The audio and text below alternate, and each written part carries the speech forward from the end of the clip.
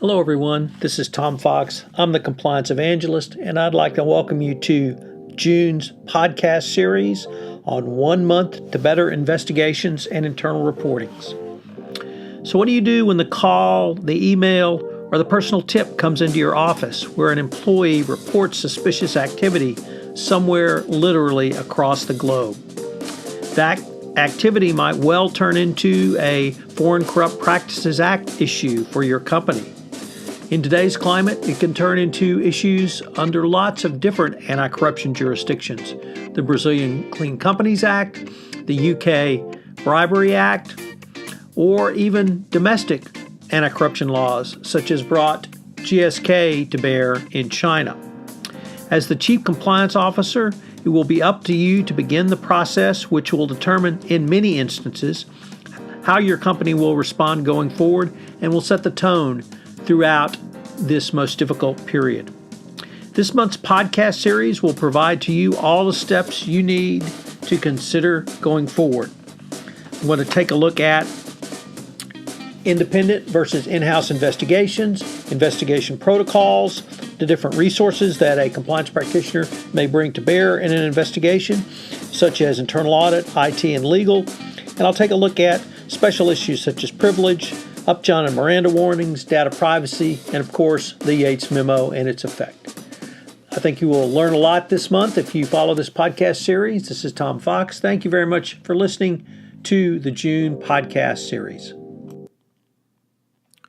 Day 13, the Yates Memo and Internal Investigations. When then Assistant Attorney General Sally Yates announced the memo that bears her name, she said the following: "We have revised our policy guidance to require that if a company wants any credit for cooperation, any credit at all, it must identify all individuals involved in the wrongdoing, regardless of their position, status, or seniority in the company, and provide all relevant facts about their misconduct. It's all or nothing. No more picking and choosing what gets disclosed. No more partial credit for cooperation that doesn't include information about individuals." This statement ties directly into the first point of the Yates Memo, which stated, to be eligible for any cooperation credit, companies must provide to the department all relevant facts about individuals involved in corporate misconduct. And I would note that the word any was double-scored, underlined, bold, and in italics. The Yates Memo and Yates remarks indicated a transition to a new era of FCPA enforcement. The Yates Memo required that the Department of Justice and SEC investigate individuals immediately at the start of investigations.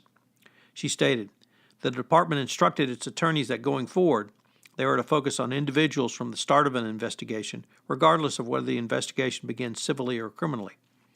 Moreover, once a case is underway, the inquiry into individual misconduct can and should proceed in tandem with the broader corporate investigation. Delays in the corporate case will no longer suffice as a reason to delay pursuit of the individuals involved. Even though those remarks were directed at government lawyers, corporations are now required to initially change the focus of their investigations from attempting to perform any type of root cause analysis to obtaining evidence against individuals and turning it over to the government as soon as possible. For the Chief Compliance Officer or Compliance Practitioner, this means the entire focus of your investigative protocol must change. Previously, an investigation was to determine how the conduct might have violated the FCPA. Then, how to remedy it. The first step a CCO or compliance practitioner would take when sufficient evidence was developed would be to fix the problem so that it did not reoccur going forward. If there were a compliance program or internal controls weakness, they would be immediately fixed so that neither the original perpetrators could continue the conduct, but also so that others could not take advantage of such structural weaknesses.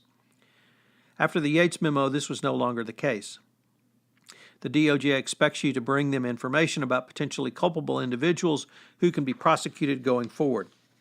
This means employees are going to immediately stop talking to you if they are inclined to do so in the first place. It will make performing an essential root cause analysis more difficult and attendant remedy that is a part of any best practices program.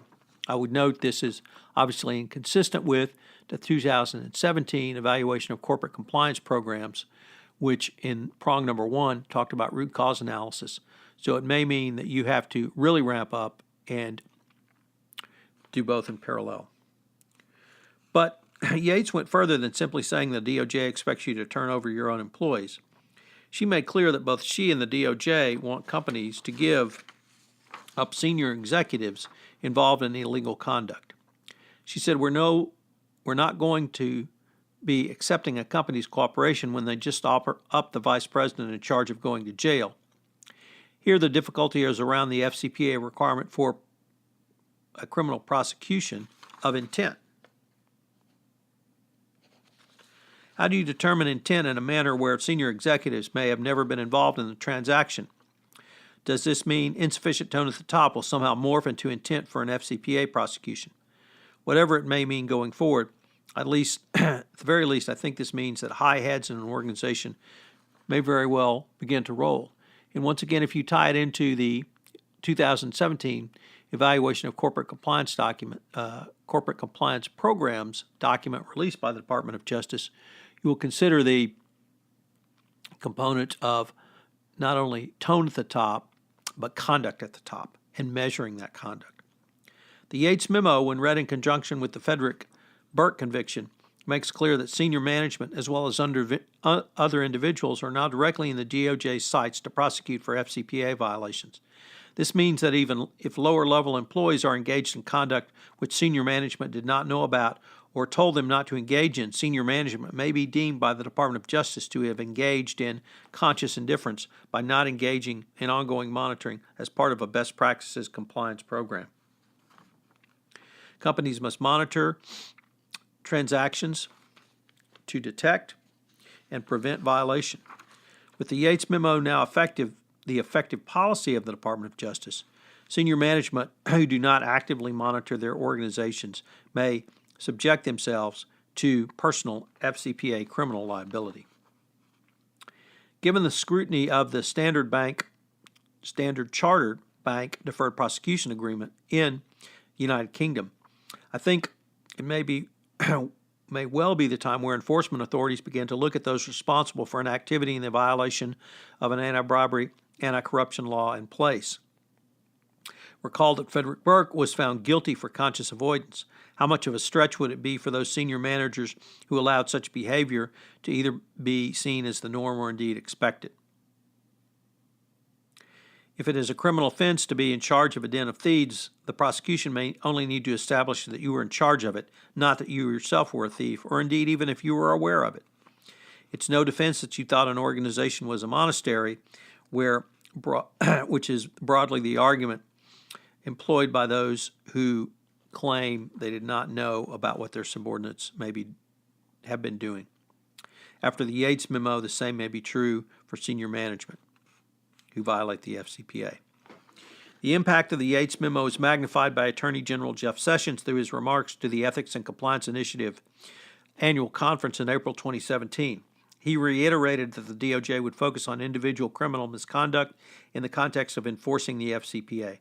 This continued emphasis will mean that there is even more pressure on corporate compliance programs to get it right sooner than later, and turn over all of that information to the Department of Justice. So what are today's 3 key takeaways? Well, number 1, recall the language of the Yates Memo itself. If companies want any, as in double-scored, bold, italics, underlined, credit, they must investigate potentially culpable individuals first and turn that information over to the Department of Justice. Number 2, this new approach may require companies to more thoroughly investigate the issue of conscious indifference and to see what steps management actually took under a best practices compliance program. If you tie it into the 2017 evaluation of corporate compliance programs, you'll once again recall that it's not simply tone at the top, but the conduct of senior management, and how have you analyzed, documented, and considered that conduct going forward. And finally, number 3, never forget that conscious avoidance or conscious indifference is specifically prohibited under the FCPA. So putting your head in the sand is not going to be a defense. This is Tom Fox. I hope you have enjoyed today's episode of 1 Month to Better Investigations and Reporting, and I hope you will join me tomorrow for day. This is Tom Fox again. I hope you enjoyed today's podcast. If you have listened to this podcast on iTunes, I would greatly appreciate it if you would rate the podcast, as it would help in our rankings and also help get the word out about the only 1 month podcast series to a better compliance program. Also, if you have any questions, please feel free to contact me. You can reach me at tfox@tfoxlaw.com. This is Tom Fox. Thank you very much again for listening, and I hope you'll join me again for 1 month to better investigations and reporting.